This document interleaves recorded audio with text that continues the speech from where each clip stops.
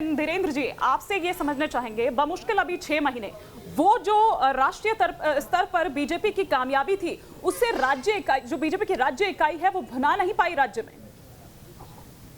बात लगातार समझ में आ रही है। अभी इससे पहले भी मैं और अजय जी बात ही कर रहे थे कि बीजेपी की सेंट्रल लीडरशिप अपने तमाम राज्यों में आप देखेंगे, चाहे वो हरियाणा में हम लोग जब चुनाव में घूम रहे थे या इससे पहले महाराष्ट्र को देख रहे थे, तो हमको जो दिखा कि किसी भी तरह से अपनी जो सेंट्रल लीडरशिप है वो स्टेट में जो उन्होंने नई लीडरशिप की उसमें प्रैग्मेटिज्म नहीं है, उनके पास उस तरह का विचार नहीं दिखता जिसमें वो शेयर करने की कोशिश करते हैं। इस बार ज़्यादा बेहतर अंदाज में आपने देखा होगा, जेएम और कांग्रेस के बीच जब गठबंधन था तो काफ़ी बड़े लीडर्स ने अगर कांग्रेस छोड़ी, इसके बावजूद भी कांग्रेस की सेंट्रल लीडरशिप को यह मालूम था कि हमको जेएम के साथ रहना है अगर इस चुनाव में लड़ना है। उधर आप देखिए कि अपने साथ होते हुए गठबंधन को सीटों की शेयरिंग या फिर इस लोकसभा के चुनाव को जो कि नेशनल इश्यूज पर लड़े गए, उन्हीं के साथ बीजेपी को लग रहा था कि हम इन्हीं इश्यूज के सहारे झारखंड का चुनाव फतेह कर लेंगे। एक के बाद एक आप देख रहे हैं, उनको झटके लग रहे हैं। हरियाणा में भी अगर चुनाव में सरकार बनी है तो वो किस तरह बनी है सबको दिख रहा है,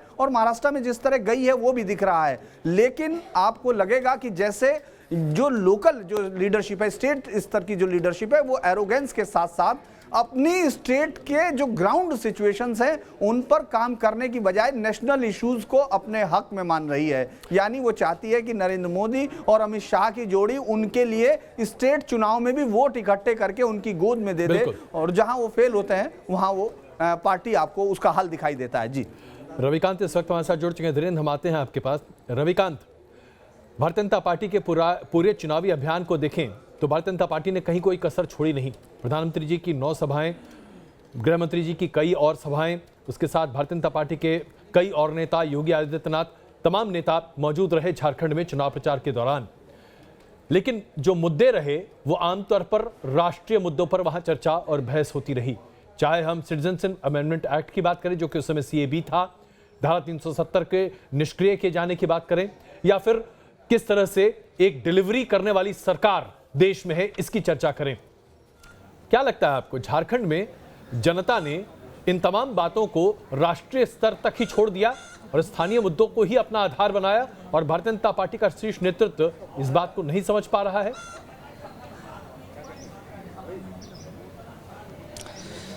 देखिए अजय जी, सुबह से हम भारतीय जनता पार्टी के मुख्यालय में हैं और सुबह से जो बीजेपी के नेता हैं उनसे मुलाकात हो रही है। उनसे पूछा जा रहा है कि आखिरकार हार की वजह आप लोग क्या मानते हैं। टॉप टू बॉटम जो नेताओं का ये मानना है कि 1 से लेकर 5 तक की जो बड़े कारण हैं वो मुख्यमंत्री रघुवर दास खुद हैं, क्योंकि जिस तरीके से उनका एरोगेंस और कार्यकर्ताओं को डील करने और टिकट में जो बड़े लोगों को नकारा गया, उसका खामियाजा जो है झारखंड के विधानसभा चुनाव में भारतीय जनता पार्टी को भुगतना पड़ा है। इसके अलावा जो झारखंड के पुराने नेता हैं वो उस विधानसभा चुनाव के दौरान जिस तरीके से एक्टिव होने चाहिए वो नहीं हुए। बीजेपी इस बात को मानती है, लेकिन सबसे बड़ा कारण माना जा रहा है खुद मुख्यमंत्री का बिहेवियर और जिस तरीके से उन्होंने कार्यकर्ताओं को डील दी और जिन लोगों को टिकट दिलाने में तरजीह दी, वहां पर बीजेपी से चूक हुई है। और उसी की बदौलत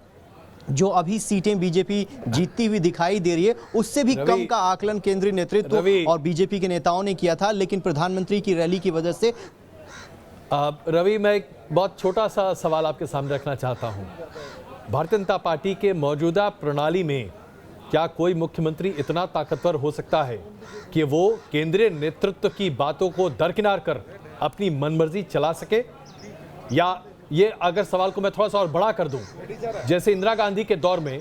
कोई भी कांग्रेस का छत्रप क्या इंदिरा गांधी की मर्जी के बगैर कुछ कर पाता था?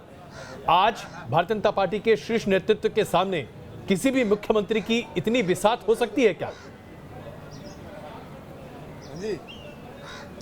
नहीं, अजय जी, कहना यह है कि झारखंड के मुख्यमंत्री रघुवर दास ने जो जानकारी यहाँ पर केंद्रीय नेतृत्व को दी कि इन जैसे सरयू राय की बात करें या तमाम बड़े नेताओं की बात करें, अगर इन लोगों के टिकट काटे जाते हैं और उसकी जगह पर किसी और उम्मीदवार को टिकट दिया जाता है तो भारतीय जनता पार्टी के जीतने के चांसेस हैं। इस बात को लेकर उन्होंने केंद्रीय नेतृत्व को कन्विंस किया, लेकिन जो लोकल लीडर्स हैं उनका ये मानना है कि बड़े नेताओं को, अपने पार्टी के वर्कर्स को इग्नोर करना बीजेपी के के लिए बहुत महंगा पड़ा है। और उसमें सबसे बड़ी बात यह है कि मुख्यमंत्री रघुवर दास को ही मैंडेट दिया गया था केंद्रीय नेतृत्व की तरफ से, लेकिन जो उन्होंने यहाँ जानकारी दी और जिसके आधार पर फैसले लिए गए वो पार्टी के नेताओं का मानना है कि गलत है और इसी के आधार पर नतीजे आए हैं और हार की सबसे बड़ी जिम्मेदारी मुख्यमंत्री को स्वयं लेनी पड़ेगी।